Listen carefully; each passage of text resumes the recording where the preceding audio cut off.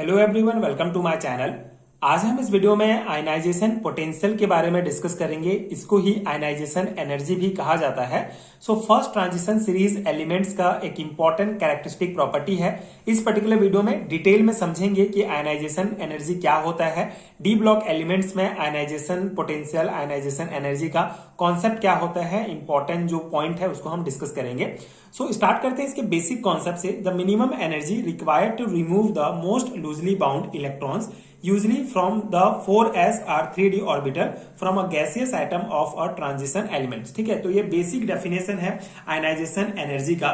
Ionization energy बहुत simple सा concept है। ये जैसे कि हमारा एक एटम है, बीच में न्यूक्लियस है और ये हमारे सेल्स हैं। तो ये जो आउटर सेल्स होते हैं इसमें इलेक्ट्रॉन्स होते हैं। तो जो सबसे आउटर सेल होता है, सबसे जो वैलेंस सेल होगा, उसमें से किसी एक इलेक्ट्रॉन को बाहर निकालने के लिए जो मिनिमम एनर्जी हमको रिक्वायर्ड होता है उसको ही आयनाइजेशन एनर्जी कहा जाता है। ठीक है, बहुत सिंपल सा कॉन्सेप्ट है। जो मिनिमम एनर्जी रिक्वायर्ड होता है most loosely bond electron, usually हम यहाँ पे 3D सीरीज की एलिमेंट्स की बात कर रहे हैं। तो वहां पे जो 3D सीरीज के एलिमेंट्स हैं उसका जो लास्ट इलेक्ट्रॉन होता है वो 3D ऑर्बिटल में जाएगा या 4s ऑर्बिटल में होता है। तो इन ऑर्बिटल से एक इलेक्ट्रॉन को बाहर निकालने के लिए जितने मिनिमम एनर्जी की आवश्यकता है उसी को हम आयनाइजेशन एनर्जी कहते हैं। ठीक है, मतलब बेसिक कॉन्सेप्ट ये है आयनाइजेशन एनर्जी का कि जो लास्ट इलेक्ट्रॉन होगा जिस ऑर्बिटल में जाता है, उस ऑर्बिटल से इलेक्ट्रॉन को बाहर निकालने के लिए जो एनर्जी की आवश्यकता होती है, मिनिमम एनर्जी, उसको आयनाइजेशन एनर्जी कहते हैं। हम यहाँ पे 3D सीरीज की बात कर रहे हैं, फर्स्ट ट्रांजिशन सीरीज की हम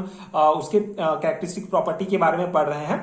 तो यहाँ पे हम मेनली उसी के कॉन्टेक्स्ट में पढ़ेंगे। तो 4s या फिर 3D ऑर्बिटल से एक इलेक्ट्रॉन को बाहर निकालने के लिए जितनी मिनिमम ऊर्जा की आवश्यकता होती है उसी को आयनाइजेशन एनर्जी कहा जाता है। ये कई टाइप के होते हैं, जैसे first ionization energy, second ionisation energy, third ionisation energy. मतलब कि एक इलेक्ट्रॉन अगर बाहर निकालने के लिए जितनी एनर्जी की आवश्यकता है उसको फर्स्ट आयनाइजेशन एनर्जी कहा जाता है। इसको IE1 से शो किया जाता है। So energy required to remove the first electron, पहले इलेक्ट्रॉन को बाहर निकालने के लिए। जैसे हमारा ये सोडियम है, गैसेस फॉर्म में है, तो इससे एक इलेक्ट्रॉन बाहर निकलेगा तो ये हमारा Na+ कैटायन बनेगा, वहां से एक इलेक्ट्रॉन बाहर निकला। तो ये जो जितनी एनर्जी हमको यहाँ पे रिक्वायर्ड हुई उसको हम फर्स्ट आयनाइजेशन एनर्जी कहेंगे।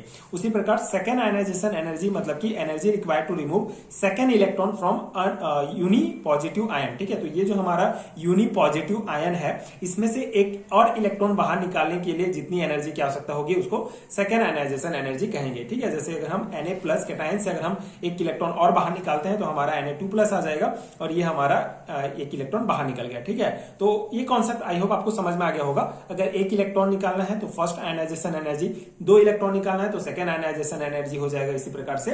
And second ionisation energy is always greater than the first because after removing one electron the remaining electrons are more tightly held. ठीक है, तो जो सेकेंड आयनाइजेशन एनर्जी होता है हमेशा वो ज्यादा होता है फर्स्ट आयनाइजेशन की तुलना में। ठीक है, आयनाइजेशन एनर्जी की तुलना में, क्योंकि देखिए एक इलेक्ट्रॉन बाहर निकल गया, उसके बाद जब एक इलेक्ट्रॉन बाहर निकल जाता है तो जो बाकी इलेक्ट्रॉन होते हैं वो टाइटली बॉन्ड हो जाते हैं। ठीक है, मतलब ये न्यूक्लियस तो है, न्यूक्लियस जो है ये इलेक्ट्रॉन्स को अपनी तरफ जो है अट्रैक्ट करता है, खींचता है। तो एक इलेक्ट्रॉन बाहर निकलते ही बाकी इलेक्ट्रॉन और ज्यादा टाइटली इससे जुड़ जाते हैं, इनके भी जो फोर्स होता है वो और बढ़ जाता है, अट्रैक्शन, जिसके कारण जो सेकेंड इलेक्ट्रॉन है उसको बाहर निकालने के लिए हमको ज्यादा ऊर्जा की आवश्यकता होती है। इसलिए यहाँ पे कहा गया है कि जो सेकेंड आयनाइजेशन एनर्जी होता है हमेशा ज्यादा होता है फर्स्ट की तुलना में। ठीक है, ये हो गया हमारा कॉन्सेप्ट। तो आई होप आपको बेसिक कॉन्सेप्ट समझ में आ गया होगा। किसी भी एटम से जो लूजली बॉन्डेड इलेक्ट्रॉन है, जो सबसे आउटर सेल में इलेक्ट्रॉन है, उसको बाहर निकालने के लिए जितनी एनर्जी, ऊर्जा की आवश्यकता है उसी को आयनाइजेशन एनर्जी या आयनाइजेशन पोटेंशियल कहा जाता है। अब डी ब्लॉक एलिमेंट्स में जो हमारा पीरियोडिक टेबल है उसमें क्या ट्रेंड है उसको हम देखेंगे। So in D block element जब first ionization energy of D block elements lie between S block and P block elements. अगर हम कंप्लीट डी ब्लॉक की बात करें तो डी ब्लॉक एलिमेंट्स का जो फर्स्ट आयनाइजेशन एनर्जी होता है वो एस ब्लॉक और पी ब्लॉक के बीच में होता है। मतलब they are higher than those of S block elements and are lesser than those of P block elements. मतलब डी ब्लॉक एलिमेंट्स के इलेक्ट्रॉन्स को बाहर निकालने के लिए हमको एस ब्लॉक जो एलिमेंट्स हैं उनसे ज्यादा एनर्जी की आवश्यकता होगी और पी ब्लॉक से कम एनर्जी की आवश्यकता होगी। मतलब डी ब्लॉक एलिमेंट्स का जो फर्स्ट आयनाइजेशन एनर्जी होता है वो एस ब्लॉक और पी ब्लॉक के बीच में होता है। अब यहाँ पे मेन आपको ये ध्यान रखना होगा कि जो फर्स्ट ट्रांजिशन सीरीज हमारा है उसका जो आयनाइजेशन एनर्जी है, first ionization energy kilo joule per mole में ये दिया गया है, तो ये आपको अच्छे से ध्यान रखना होगा। The ionisation energy gradually increase with increase in atomic number along a given transition series. ठीक है, तो फर्स्ट ट्रांजिशन सीरीज में जो आयनाइजेशन एनर्जी होता है एटॉमिक नंबर के साथ जो है इंक्रीज होते जाता है। जैसे यहाँ पे आप देखेंगे स्कैंडियम का 632 है, 632 होगा, टाइटेनियम का 659, वेनेडियम का 650, क्रोमियम का 652, मैग्नीज का 717, आयरन का 762, कोबाल्ट का 758, निकिल का 736, कॉपर का 745 एंड जिंक का 906। अब ये जिंक का ज्यादा क्यों है? क्योंकि ये कंप्लीटली फील्ड डी ऑर्बिटल होता है, जिसके कारण इलेक्ट्रॉन को बाहर निकालना ज्यादा मुश्किल है। इसके कारण इसका आयनाइजेशन एनर्जी भी, जो फर्स्ट आयनाइजेशन एनर्जी होगा वो भी ज्यादा होता है। तो ये मान आप ध्यान रखेंगे, बहुत इंपॉर्टेंट है। अब इसका एक्सप्लेनेशन दिया गया है कि क्यों जो इसका एटॉमिक नंबर के साथ इसका जो आयनाइजेशन एनर्जी क्यों बढ़ते जाता है। So this is due to an increase nuclear charge with increase in atomic number which reduce the size of atom making the removal of outer electron difficult. ठीक है, तो जैसे जैसे हमारा एटॉमिक नंबर बढ़ते जाता है न्यूक्लियर चार्ज भी बढ़ते जाता है। अब न्यूक्लियर चार्ज बढ़ेगा मतलब अट्रैक्शन, मतलब ज्यादा स्ट्रांगली जो है वो इलेक्ट्रॉन्स को न्यूक्लियस अपनी तरफ खींचेगा, जिससे आउटर इलेक्ट्रॉन को बाहर निकालने के लिए जो है ज्यादा एनर्जी की आवश्यकता होती है। इसीलिए एटॉमिक नंबर बढ़ने के साथ साथ न्यूक्लियर चार्ज बढ़ेगा, जिससे जो आउटर इलेक्ट्रॉन है उसको निकालना ज्यादा डिफिकल्ट होगा, जिसके कारण आयनाइजेशन एनर्जी का मान भी बढ़ेगा। तो ये फर्स्ट आयनाइजेशन एनर्जी है, ये मान दिया गया है, ये आप अच्छे से ध्यान रखेंगे। ठीक है, अब कुछ और इंपॉर्टेंट पॉइंट है जो हम एक एक करके डिस्कस करते हैं। जैसे the first ionization energy of zinc is very high because of fully filled N-1D N-1 10 NS2 configuration. मतलब जो मैंने आपको बताया कि जो जिंक है हमारा, इसका जो फर्स्ट आयनाइजेशन एनर्जी है सबसे हाईएस्ट होता है, बहुत हाई होगा, क्योंकि इसका जो डी ऑर्बिटल होगा वो कंप्लीटली फिल्ड होता है। ठीक है, इसके लिए बाहर निकालना इलेक्ट्रॉन को बहुत कठिन होता है, तो ज्यादा एनर्जी की हमको आवश्यकता होती है। There is a decrease in second ionization energy from chromium to manganese or copper to zinc। ठीक है, अब यहाँ पे सेकेंड आयनाइजेशन एनर्जी की बात हो रही है। तो सेकेंड आयनाइजेशन एनर्जी अगर हम क्रोमियम से मैग्नीज की हो जाते हैं तो थोड़ा डिक्रीज होता है, और कॉपर से जिंक की तरफ जाते हैं तो भी थोड़ा डिक्रीज होता है। This is because after the removal of first electron chromium और copper attain a stable configurations D5 and D10, so the removal of second electron is very difficult as the order for IE2। ठीक है, अब यहाँ पे second जो हमारा ionization energy है उसके बारे में बात किया जा रहा है।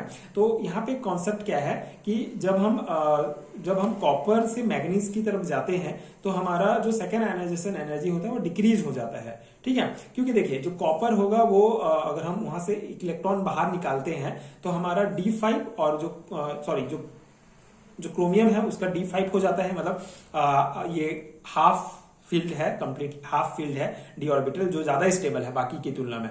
और ये कॉपर का अगर हम देखें तो D10 जो कंप्लीटली फील्ड होता है। ठीक है, तो इसके कारण जो हमारा क्रोमियम और कॉपर होता है अपने नेबरिंग जो एलिमेंट है उनकी तुलना में इनका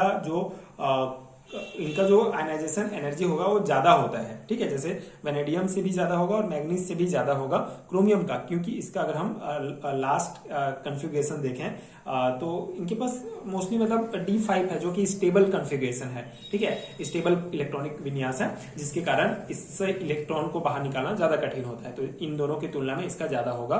उसी प्रकार कॉपर में जो है लास्ट जो हमारा एक इलेक्ट्रॉन बाहर निकालने के बाद जो D10 हो जाता है, मतलब ये कंप्लीटली स्टेबल हो जाता है, जिसके कारण यहाँ से इलेक्ट्रॉन निकालना मुश्किल होगा। तो अगेन इसका जो हमारा आयनाइजेशन एनर्जी होता है वो ज्यादा होता है। ठीक है, तो और अपने नेबरिंग एलिमेंट जैसे कि निकिल और जिंक से भी इसका कॉपर का आयनाइजेशन जो एनर्जी होगा, सेकेंड आयनाइजेशन एनर्जी की बात हो रही है, वो ज्यादा होता है। फर्स्ट का तो ऑब्वियसली जिंक का ज्यादा होगा, लेकिन सेकेंड का जो है कॉपर और क्रोमियम का ज्यादा होता है। Third ionisation energy of manganese is very high because the third electron must be removed from a stable half filled 3d orbital। अब मैग्नीज का थर्ड आयनाइजेशन एनर्जी ज्यादा होता है, क्योंकि यहाँ से जो है 2 इलेक्ट्रॉन निकलने के बाद जो है इसका 3d5 हो जाएगा। मतलब यहाँ से ये हाफ फील्ड हो जाएगा, और हाफ फील्ड जो होता है, हाफ फील्ड और कंप्लीटली फील्ड दोनों जो है ज्यादा स्टेबल होते हैं बाकी की तुलना में। ठीक है, तो मैग्नीज भी हाफ फील्ड हो गया, इसलिए यहाँ से इलेक्ट्रॉन निकालना मुश्किल हो जाता है। ठीक है, तो ये थर्ड आयनाइजेशन एनर्जी की बात हो रही है। तो ये भी इंपॉर्टेंट पॉइंट है क्योंकि हम फर्स्ट ट्रांजिशन सीरीज के एलिमेंट की बात कर रहे हैं, तो आपको सिर्फ फर्स्ट आयनाइजेशन एनर्जी ही नहीं बल्कि second and third ionisation energy का कॉन्सेप्ट भी याद रखना होगा। तो ये हमारा आयनाइजेशन पोटेंशियल का पूरा कॉन्सेप्ट हो जाता है। आपके BSc third semester chemistry first unit का ये सिलेबस हम पढ़ रहे हैं, जो आयनाइजेशन पोटेंशियल है फर्स्ट ट्रांजिशन सीरीज एलिमेंट का एक इंपॉर्टेंट कैरेक्टरिस्टिक प्रॉपर्टी है। तो ये हो गया हमारा कॉन्सेप्ट, आई होप आपको समझ में आ गया होगा। ये नोट्स मैंने प्रोवाइड किया जिसको आप डायरेक्टली अपने थ्योरी एग्जाम्स में लिख सकते हैं, जो डेफिनेटली आपके एग्जाम प्रिपरेशन के लिए बहुत हेल्पफुल भी होगा। तो अगर आपको हैंडरिटन नोट चाहिए केमिस्ट्री का तो नीचे डिस्क्रिप्शन बॉक्स में पीडीएफ स्टोर का लिंक मिलेगा, उसको आप चेक कर सकते हैं। एंड अगर ये वीडियो हेल्पफुल है तो आगे की वीडियोस देखने के लिए चैनल के साथ जुड़े रहिए। Thank you so much for watching.